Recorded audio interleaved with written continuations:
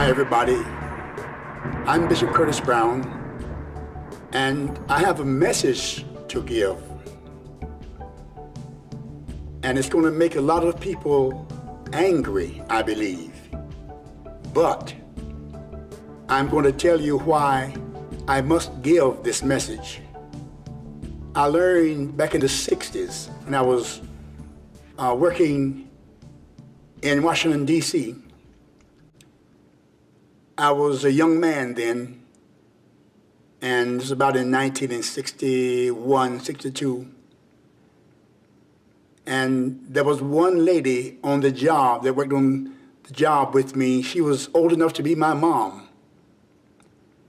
And she kept teasing me, causing the other people to laugh at me. I would be fasting. Sometimes I'd fast for 3 days and 3 nights. Of course, it didn't discourage me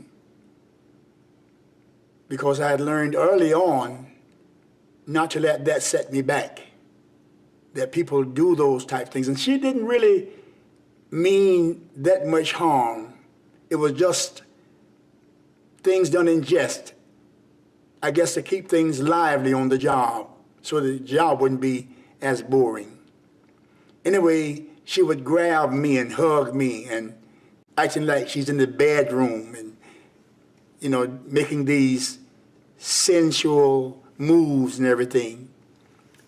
And I would try to push her away, but she'd come right back again and again.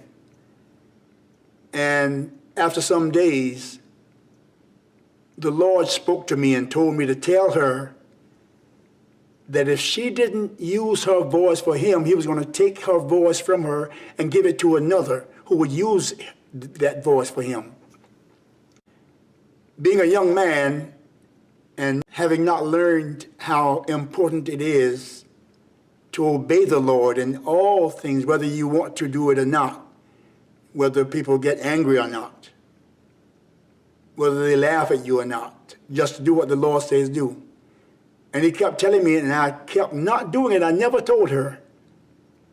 Then I moved and went to Detroit and stayed there for a while.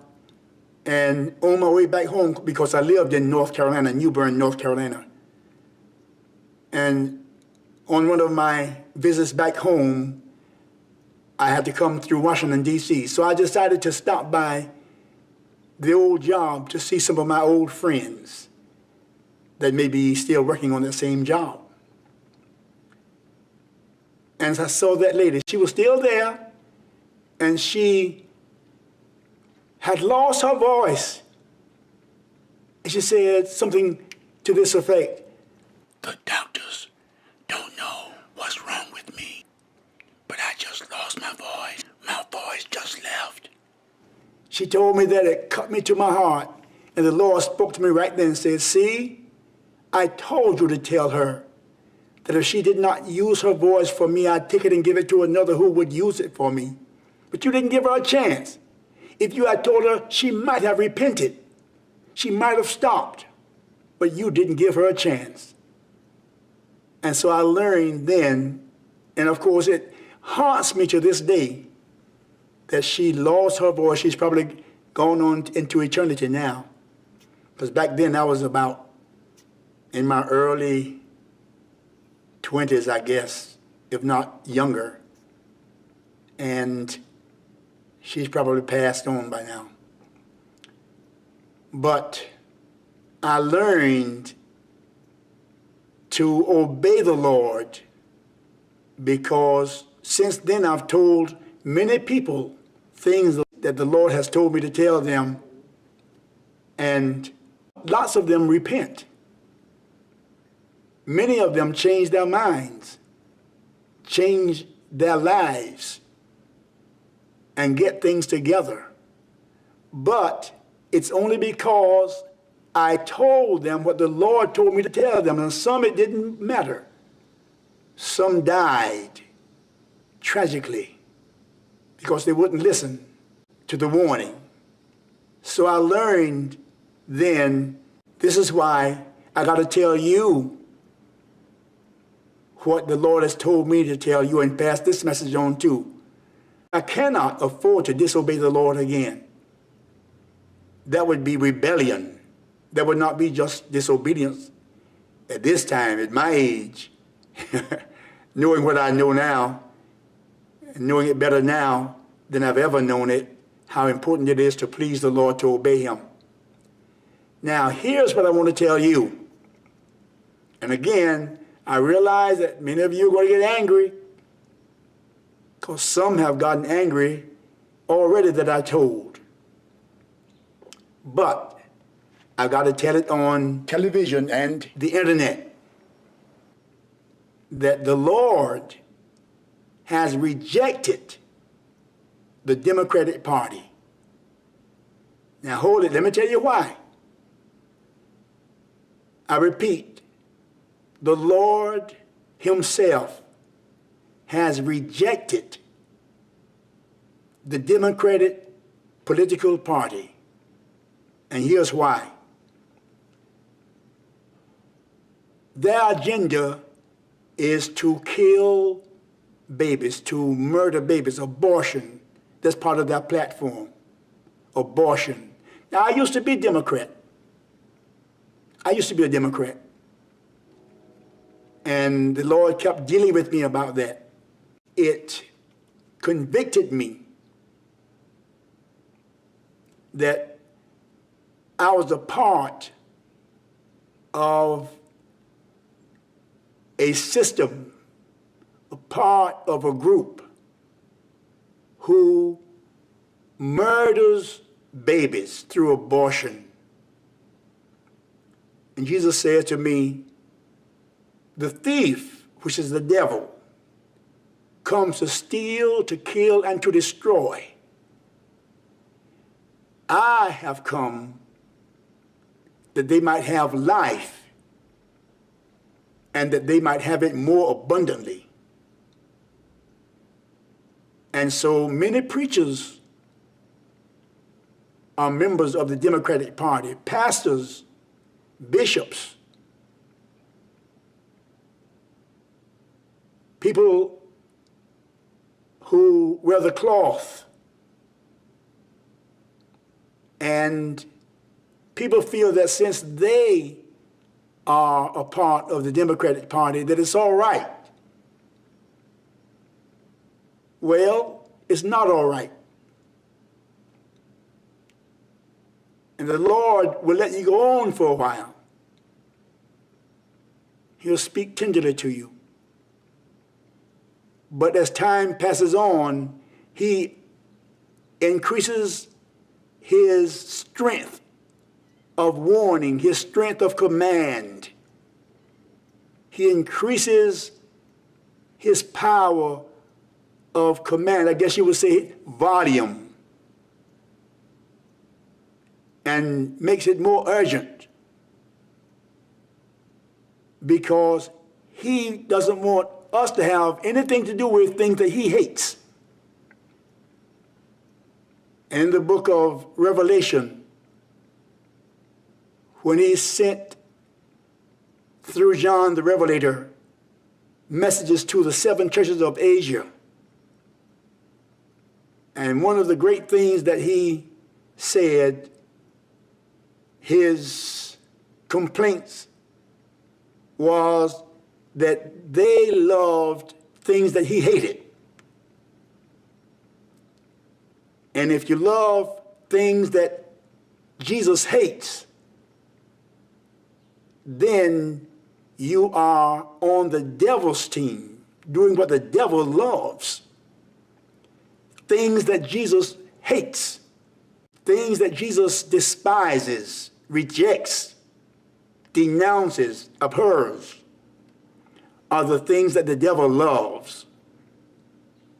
And so when we do things like killing human beings inside or outside the womb, it's still a human being. When you were inside the womb, you were a human being, and that's why you came out a more developed human being. Same human being, just more developed. And as you experienced time passing by, you became still more developed in the womb, an embryo to a fetus, then through birth, a baby, a toddler, and on, until now some of you are grown, grandmas and grandpas, great-grandmas, great-grandpas. So, what the Lord is saying is that he wants us to cling to life and help save life. Don't destroy life. He loves life. Life has to do with him and the kingdom of heaven. Death has to do with Satan and the kingdom of hell. And I'm telling you this because somebody's going to listen. Many people are not going to pay attention. What I'm saying is going to make many people angry. But there are some who will listen. But if I don't tell you, and God has given me this message, if I don't share it with you, I haven't given you a chance. Now, you know it's wrong to kill a baby. You know that already. We all know that. But to have time to think about it and to meditate on it, and to let God speak to us, and to take time to hear his voice.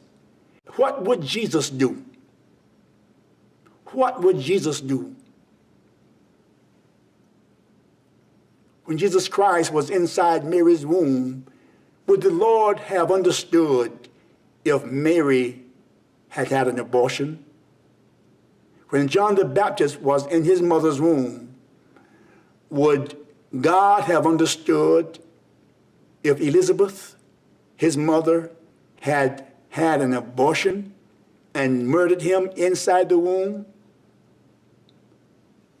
When God told Jeremiah in the first chapter of his book, before you were conceived, I knew you. Before you came forth out of your mother's womb, I had already ordained you a prophet unto the nations. I had already set you over nations and kingdoms before you were born.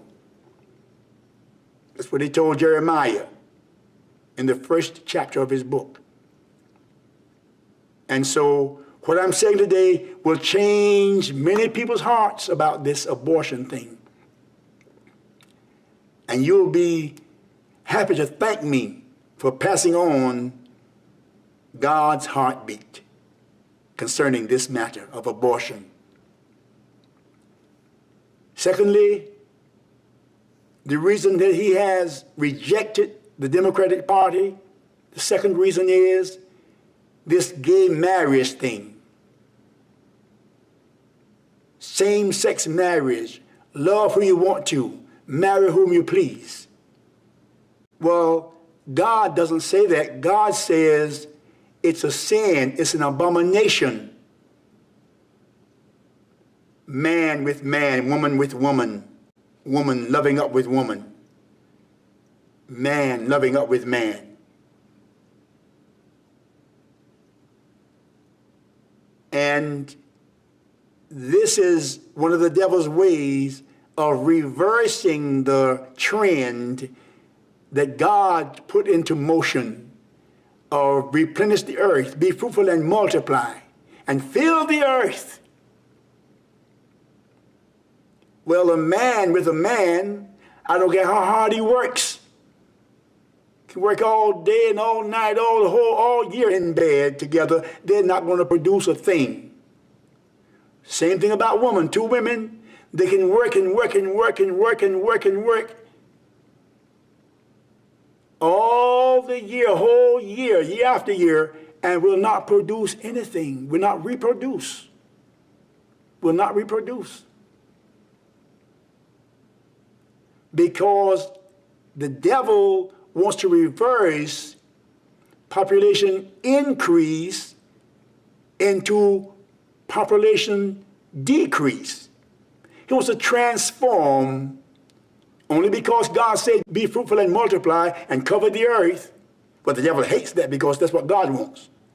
So he has gotten into the spirits and hearts and souls and minds and attitudes of humanity, a large part of it, to stop the population increase, all the wars, all the accidental deaths, all the murders, all the loss of life. No matter how these lives were lost, still the population is increasing. It's still increasing. And God is still getting the glory, and the devil hates that. So one of the great ways he wants to transform population increase into becoming a population decrease is to put man with man, woman with woman, and so nothing doing, no reproduction. Everything is stopped so far as increased population is concerned. So that's one of the devil's ways. Now the people don't know that. These lesbians don't know that. These homosexuals don't realize that. Many of them, let's say most of them, don't realize that. They don't realize that they are working with the devil's plan in battle against God's plan. Arrogance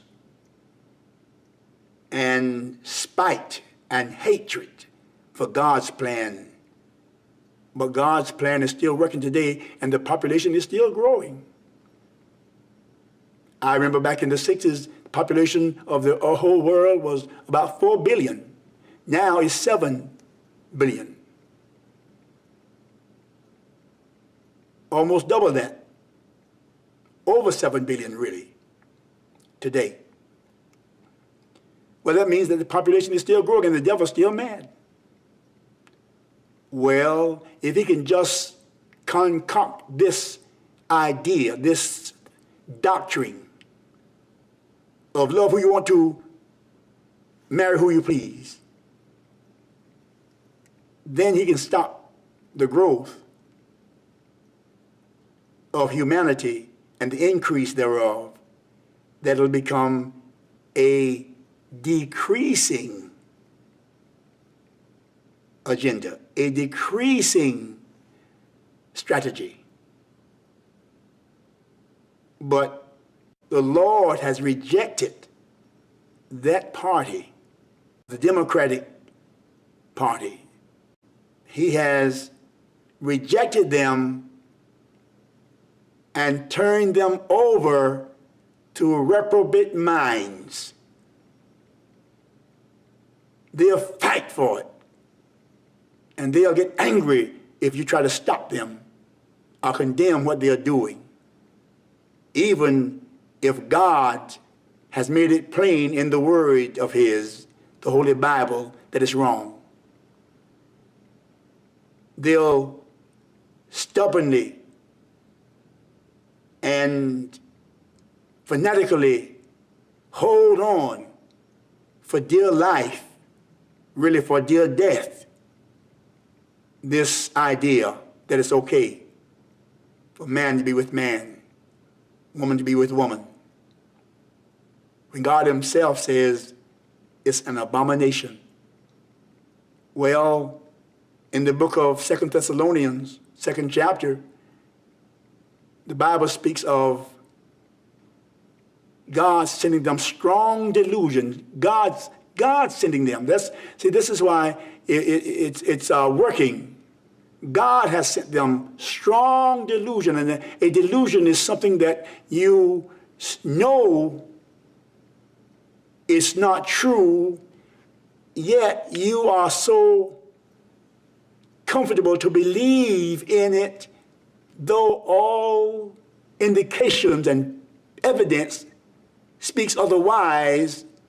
You cleave to it and hang on to it and cling to it even though it's wrong and you know it, yet in your heart you believe it.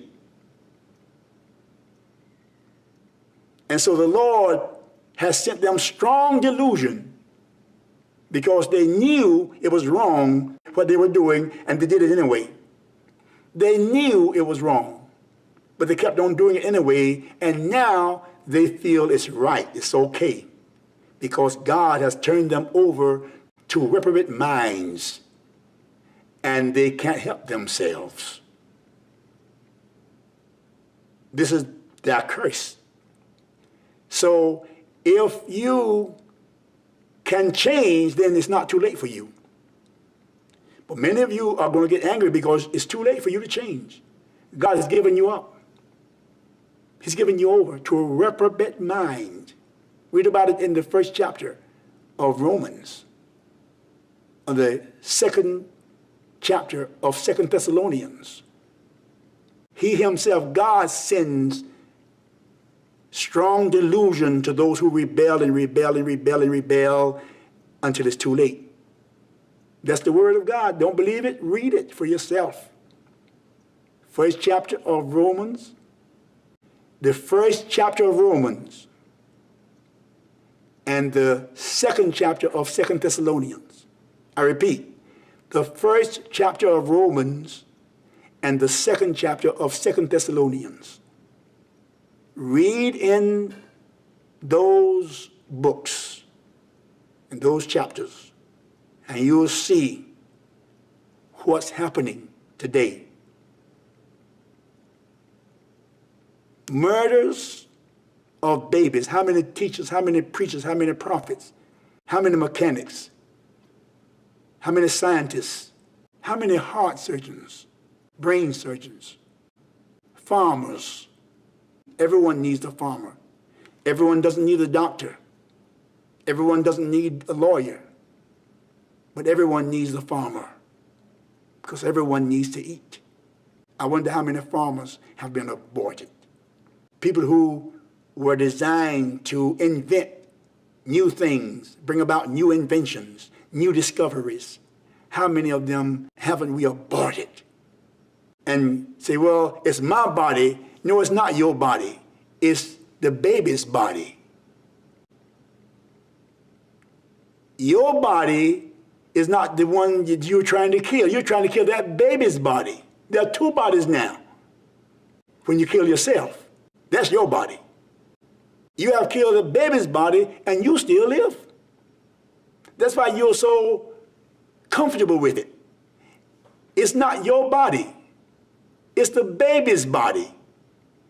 And the baby dies. The baby perishes. And so because it's not your body really, when you abort what's inside you, that's that baby's body, and that's why you don't die. It wasn't your body. It was that baby's body. And that's why the Lord has rejected the Democratic Party. Again, number one, because of the abortions, the murders. Number two, abominations, the abomination of lesbianism, homosexuality. Now, some of you are not going to be able to come out of it because God sent it to you. He's done turned you over to a reprobate mind. You've been sent strong delusion. Again, that's spoken of in the first chapter of Romans and the second chapter of 2 Thessalonians. You've been turned over to a reprobate mind and you can't change. You're not going to change. God has sent you strong delusion, and whatever God sends works. That's why you can't change. But if those of you who are listening to me, if you can change, if you're able to change, that means you've not been turned over yet. But you better do it fast. You better change. Many of you can change. And this is why I'm telling you, it's not too late for many of you. But if you keep on keeping on doing these wicked things, involving yourselves in homosexuality, lesbianism, then God's going to turn you over to a reprobate mind, and you will not be able to change. You'll think you're right when you're just as wrong as two left shoes going down a one-way street backward. Wrong. So get ready. change right now.